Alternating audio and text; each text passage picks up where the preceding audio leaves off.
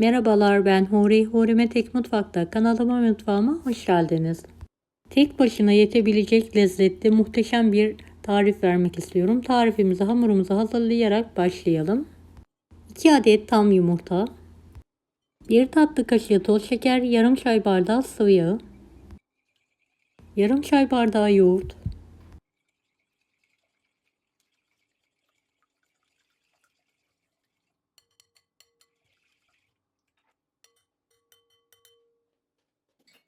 İlk aşamada 1 su bardağı un ilavesi yapalım. 1 tatlı kaşığı tuz, yarım paket kabartma tozu. Hamuru toparlayana kadar un ilavesi yapalım. Unun miktarı yumurtanın büyüklüğüne göre değişiklik gösterebilir. 2-2,5 su bardağına yakın un gidiyor. Evet, hamuru tezgah üzerine alarak toparlanana kadar yoğurmaya devam ediyorum.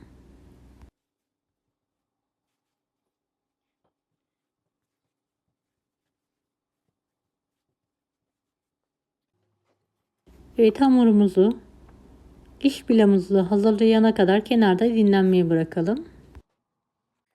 Sıvı yağ ile 1 yemek kaşığı tereyağını eritmeye bırakalım.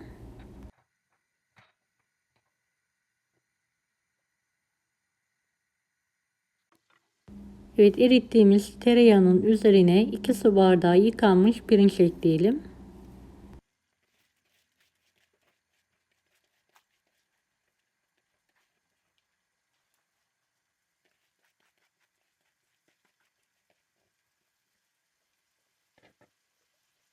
Bir buçuk tatlı kaşığı tuz.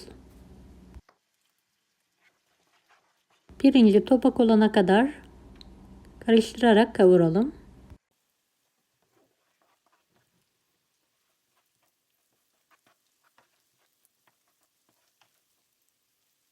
Bir kase dolusu haşlanmış nohut ekleyelim.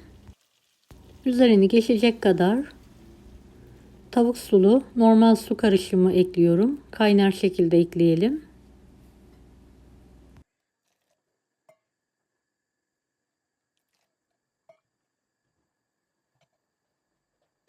Evet, kapağını kapatalım. İlk aşamada yüksek ateşte kaynatalım. Daha sonra kaynamaya başlayınca altını kısalım ve suyu bitene kadar pişirmeye devam edelim. Suyu azaldıktan sonra bir kase dolusu haşlanmış, didiklenmiş tavuk eti ekliyorum ve kapağını kapatarak suyunun çekmesi için bekliyorum. Evet, suyu çekti, altını kapatarak kendi halinde demlenmeye bırakalım.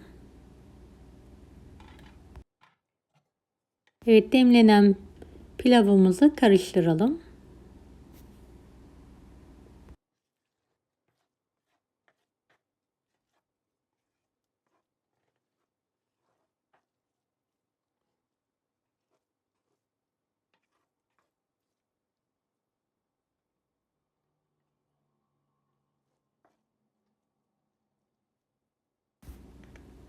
Evet, kendi halinde biraz soğutalım. Hamurumuzu tezgah üzerine alalım. 2 parçaya bölelim. Birini daha büyük olacak şekilde ayarlayalım.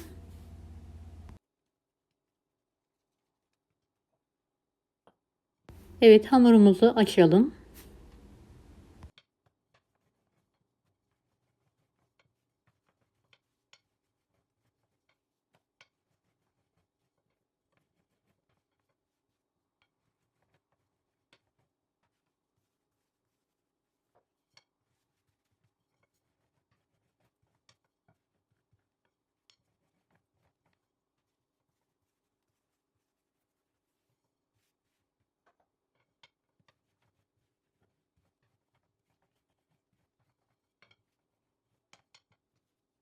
Videomu izlerken buraya kadar geldiyseniz yorum kısmına herhangi bir emoji bırakırsanız bana destek olmak için sevinirim.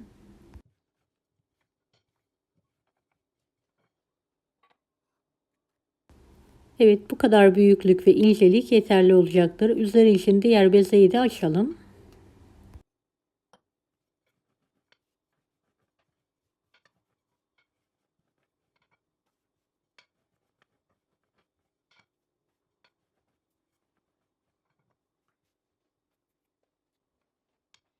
Evet, hazırladığım hamuru oklavaya sarıyorum.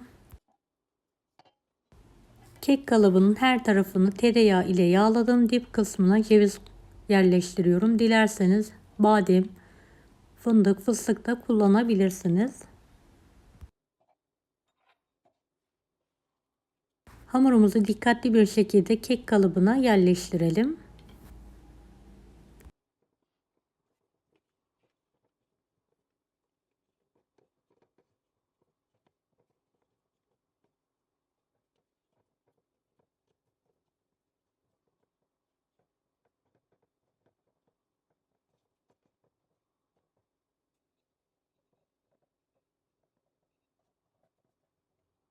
Evet, orta kısmını da kopartarak açalım.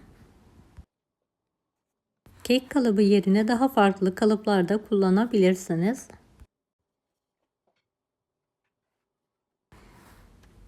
Evet, pilavımızın üzerine damak tadınıza göre baharatlar ekleyebilirsiniz. Ben karabiber ekledim. Tekrardan karıştırıyorum.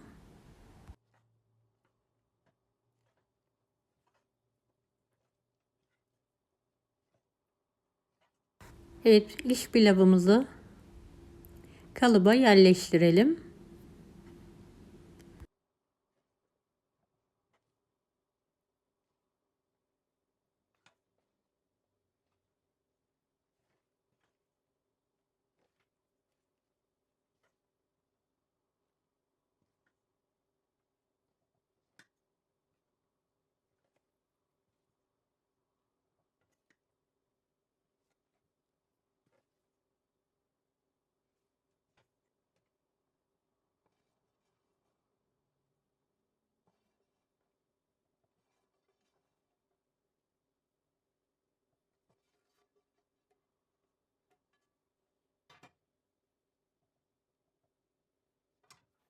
Evet, diğer hamuru da üzerine kapatalım. Kenarındaki fazla hamurları kopartarak alalım.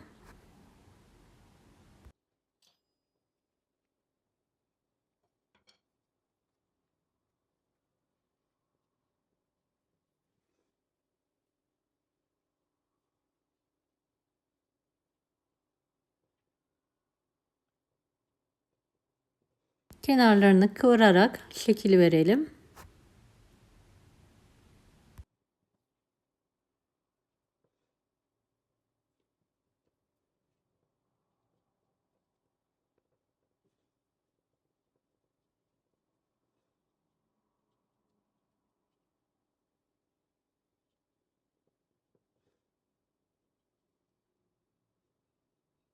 Evet, orta kısmını da videodaki gibi ayarlayalım.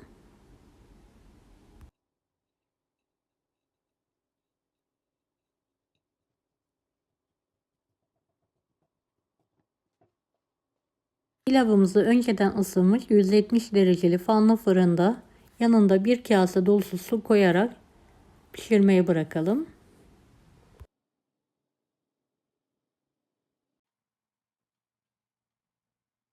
Evet, üzeri kızaran pilavımızı ters çevirelim.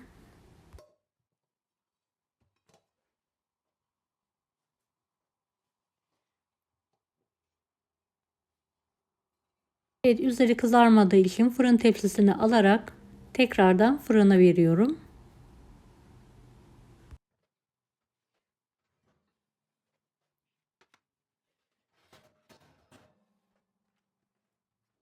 Evet, fırından çıkardım. Gördüğünüz gibi nar gibi kızardı.